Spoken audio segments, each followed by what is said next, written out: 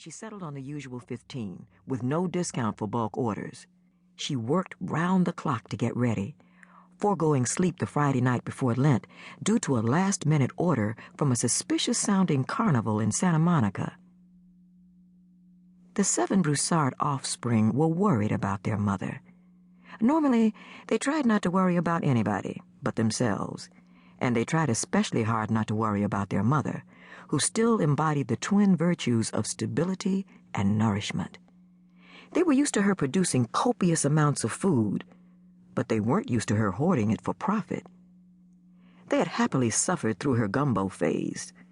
Too expensive to make, too awkward to transport, but delicious if you could sneak a bowl, and had endured months of her red bean and rice mania, finally discontinued, but not before they had collectively gained 40 pounds. Forbidden meat pies were an extreme form of torture. Camille's house was one big booby trap. To sit on a chair was to risk sitting on a meat pie. Impossible to sneak a bite without her noticing. Time for Mama to slow down, not speed up. Arthritis, swollen feet, high blood pressure, borderline blood sugar, boils, blisters, backaches, nothing gets in her way. They laughed when they talked about Mama and her meat pies, but it was nervous laughter of grown children who can't afford to worry. Camille couldn't afford to slow down. Not if slowing down meant she would die as somebody's housekeeper. Cooking was one thing, emptying ashtrays was another.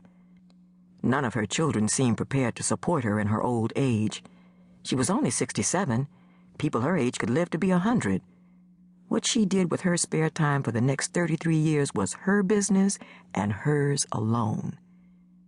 At one time, she had had ambition for her children.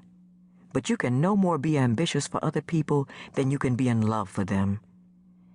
It had taken her till now to face the hard truth that none of them were ever going to achieve her goals. She had a better chance of getting a meat pie to do her bidding than one of the Brousarde children.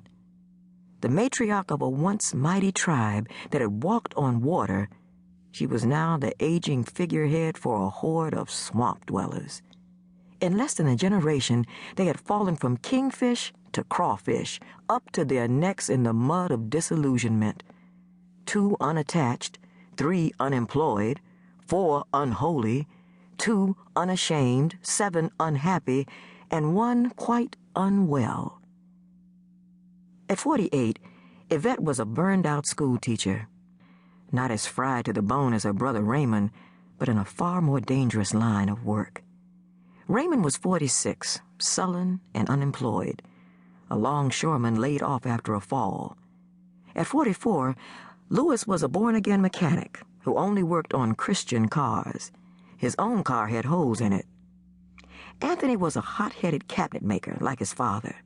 He was already 43, but he had yet to finish an order on time.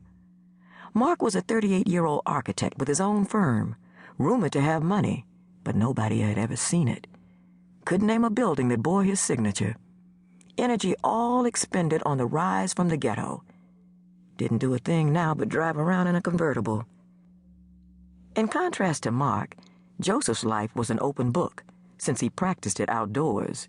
A full-time alcoholic for the last 10 of his 34 years, he was compensated at an extremely low rate.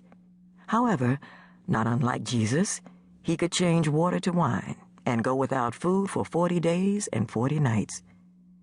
Grace was the youngest of the Brousarde children. She was 25 and a lesbian, an underachieving lesbian. Camille didn't know any other lesbians, but she was sure there must be lesbians somewhere who could hold down a job. Though her children were not especially driven, they were all born drivers. Los Angeles had done that to them. They were always going somewhere, yet never quite arriving. When the Mardi Gras orders came pouring in, Camille decided to ask her children to deliver her meat pies. Driving was the one thing she could count on them to do, and she couldn't expect her customers to pick up their pies from her house on Compton Avenue unless she was prepared to offer them a discount for coming to Watts. It should have been a simple proposition. Anthony lived on the working-class side of Long Beach, so he could pick up the meat pies for the funeral home in Carson.